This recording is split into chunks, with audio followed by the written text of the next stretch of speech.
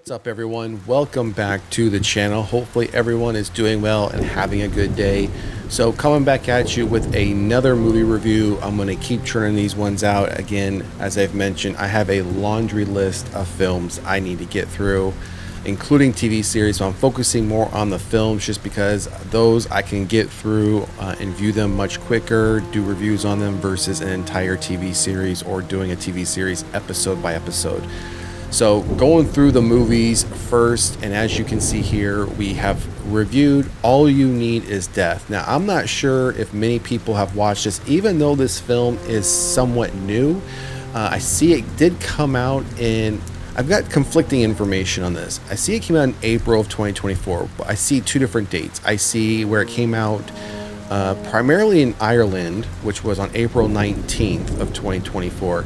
But then I also saw reports where it stated that it was being released in select US cinemas and on VOD via XYZ Films on April 11th. So I'm not sure if the Ireland release was just cinemas alone and not digital, and then for the US, obviously it came out 8 days earlier in select theaters and on digital at the same time. So again, two conflicting dates, not to say that that wouldn't happen or couldn't happen, just saying I've come across two different dates for the release of this film. Now, as far as the results of this film for box office, again, I'm believing the numbers I'm looking at were only for Ireland, and they're very, very, very low.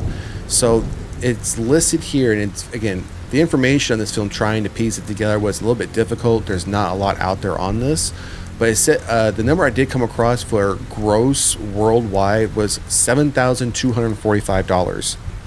So it didn't make really anything at the box office, and the budget number I could find for this film was roughly, or it was estimated to be around £150,000. So again, the cost of the movie wasn't that much, but also the gross worldwide return was nothing, was just peanuts if you really think about it. So I'm not surprised why, from a US perspective, it went to only select theaters and then digital at the same time.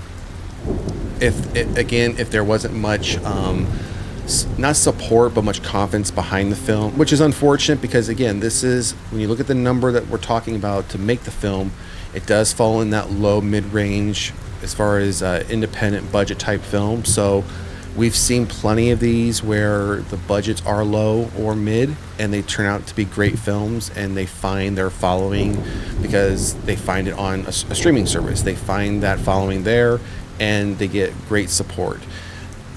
I think this is one of those films, again, where you're either gonna love it or you're gonna hate it. It's either gonna be a great, you're gonna find the premise to be great, but you're gonna find the delivery on it, and from a horror perspective, completely missing the mark. Now, this particular film, because of the premise and the story and the result, which was pretty crazy, I'm not going to be as detailed with this review, because I truly want people to go watch this film, and whether you come out of it being like, wow, I just wasted an hour and a half of my time. I feel like it's one of those films, again, whether you have to watch it for yourself to either appreciate this for what the story is, or you're just going to find it completely outright stupid, and you're like, wow, this was a waste of time. But I've always mentioned in every review I've done, before we get into the details, I've always recommended, no matter what I say, what critics say, what anyone says on any channel about a movie or TV series, go watch it for yourself. I may give this one let's say I gave this one a 5 out of 5. I'm not. Let's be clear. I'm not giving this a 5 out of 5. But if I did give it a 5 out of 5, that doesn't mean you're going to give it a 5 out of 5. You may go watch it and say, wow, that's like a 1.5 or a 2, or I absolutely hated it and it's a 0. I wouldn't give it anything. And that's okay. I think, and I've said since the start of this channel, and just about every video, I think movies and TV are very subjective. How you see it, how I see it are going to be different. What we're going to walk away from it is going to be different as far as our likes and dislikes. But I think there's a lot of common ground, even if we don't like the same things. But if we do like the same things, I think, again, there's a lot of common ground that we can see in these films, especially in the horror space, especially across the subgenres of horror, because not many other genres of film have as many subgenres as the horror space does. So we're going to get into the details now. So note, we're going to be talking some spoilers. If you have not seen this film and you are interested in seeing this film, I would recommend, go see the film or pause the video or come back to this video and finish watching it. Let us know in the comments what you think. But we are going to get into spoilers now from this point forward. So if you don't want to be spoiled, that's what I would recommend. If you don't mind having a bit of spoilers, then stick around, hear what I have to say, and then I'll give my rating, and then maybe check it out if you have Shudder. When you have some time. Like I said, it's only about an hour and a half long. It's not that long of a film. And most horror films aren't. All right, so I'm just going to set the expectation right now off the get-go. This is a slow burn film. Absolutely slow burn. But however, it is one of those films where I feel if you're not paying attention to what's happening from the beginning, you're good, and you try to step away, even if you stepped away in the kitchen to get a drink or whatever, if you miss even a few minutes of this, I feel you could easily get lost in what the story is. So this is one of those folklore horror films. So definitely falls within that genre. So again, I'm going to keep this review very high level. I don't want to completely spoil the film for any of you who might want to still see it. So this film follows two primary characters, with one that does become a primary character about a quarter halfway in, and then does become a third primary character throughout the film. And then we get one more towards the last act of the film, but really it's about two people, Anna and Alex.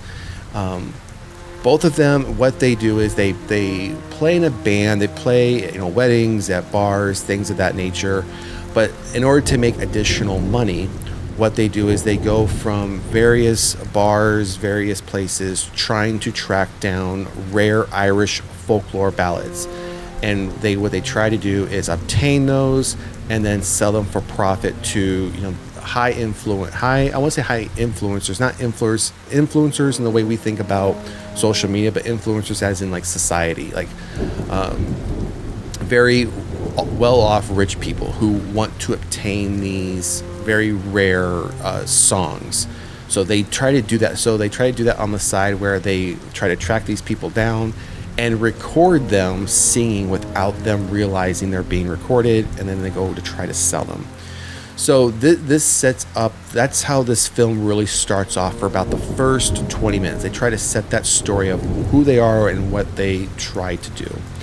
Now, as they're trying to do this, they are also trying to do research on where they can track down other, I don't want to say famous or well-known, because some of these aren't well-known, but again, the very rare ballads that contain Irish history or contain folklore history.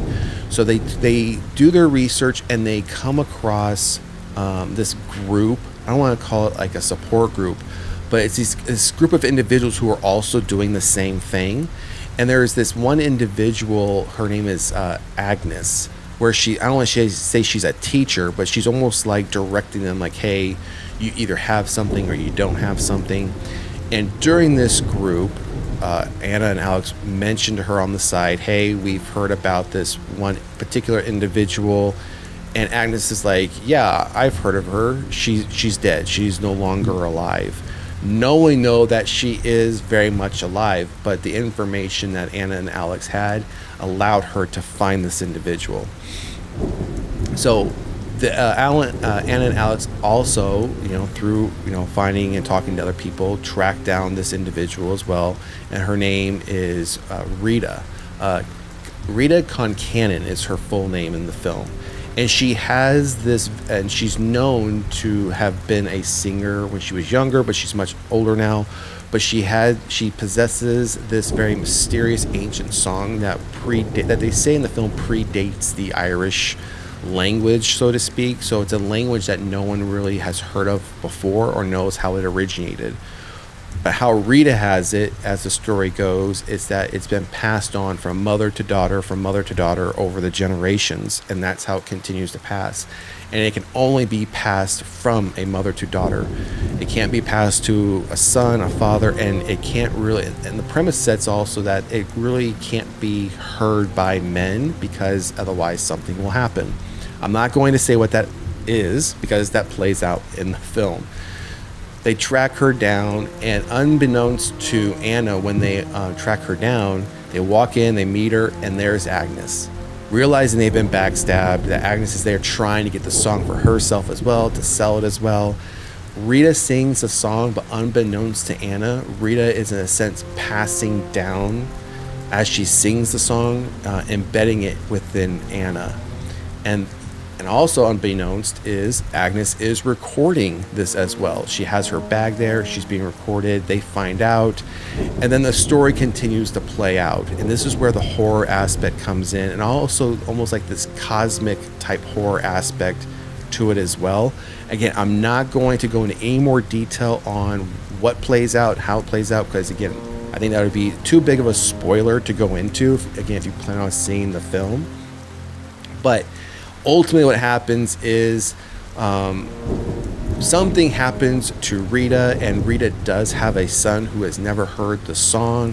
He then gets involved in the debacle between Anna, Agnes, and Alex as far as the song and the impact now the song has now had, because eventually Alex does hear it and hears it multiple times, which eventually has almost like a witchcraft impact on him, because again, it was never meant for men to hear. It was supposed to be passed down from mother to daughter over the generations. So the fact that he's heard it has now had an impact on him. I'm not going to say what that impact is. Again, if you want to know what that impact is, go watch the movie. Again, if you're into folklore horror, I think this would be right up your alley. So definitely check it out. Again, mentioned already, slow burn. It does take its time building its atmosphere and establishing the history behind the song. And there are flashbacks from present time back to almost like a medieval time that is portraying the words, the lyrics of the song. So again, that's where it's very critical that if you're watching this film, that you're paying attention to the back and forth, especially when the song comes into play, because you walk out, you're going to miss something, because this is more like a nightmare sequence that we keep seeing on how that's playing out, and it does have an impact on what's happening in present time, because the song now has been heard and played multiple times where it's out impacting everyone involved. So I'm not going to say this film is perfect. It by no means is a perfect film. It does have its flaws, like any film does. Like I said, if you can deal with slow burn, if you can deal with the story building up and then finally starting to deliver halfway through and then delivering right at the tail end of the film, then I would, again, this is something for you. And again, if you're into folklore, this is another check mark on the box that I would say it's all for you. So it's, again, only 90 minutes long. It's not a long film, but like I mentioned in other reviews, most horror films are not that long. So this hits that mark about just being 90 minutes. It's an Irish horror film, Irish folklore. I enjoy the folklore films personally, myself, just from a heritage perspective. I'm going to be doing another folklore horror film review here soon that starred Matt Smith. So I'm going to try to get that one done this weekend. But the score for this one, out of 5, I am going to give it I'm going to give a solid 3.5. I could even convince myself to say a 4, just based on the subject matter. I could easily say 3.5 or a 4. But I caution you, because this is going to be a film you're either going to enjoy or you're going to absolutely hate it and never want to return to it again. So if you decide to watch it, go into it knowing that. But also, this is a film where, because it's folklore, watch it for what it is. Watch it for the story it's trying to tell. Don't try to compare this to other horror films or that have come out in the last few years, especially since this one came out in 2024. Don't try to compare it to other 2024 films or what you've already seen this year. Watch it in a silo. Watch it for what it's trying to present, and I think that will give you a much more enjoyable experience. And I think you will have a much more appreciation for the story and this particular subgenre of horror. So, solid 3.5. Again, I could easily talk myself into saying it's a 4. I wouldn't go any higher than a 4 because again, the slow burn. If they would have brought that in a bit and added a little bit more towards the tail end, I could have easily then said a solid 4. But because of that, I thought the slow burn was just a little bit too long to get where it needed to be. So that's my recommendation for the film. All You Need Is Death. Let me know down in the comment section if you have seen this film. Do you agree with my ranking 3.5, maybe even a 4 out of 5? Or if you haven't seen this film, are you interested? Is the subgenre of folklore horror something you're interested in? Have you even seen any of these types of films? And if not, I would highly recommend at least checking some of them out. You might find a subgenre on horror that you do enjoy. And if you haven't done so already, please like, share, and subscribe to the channel. And of course, to all existing and new subscribers, thank you all for the support. It is greatly appreciated. And we will see you at the next one. Peace.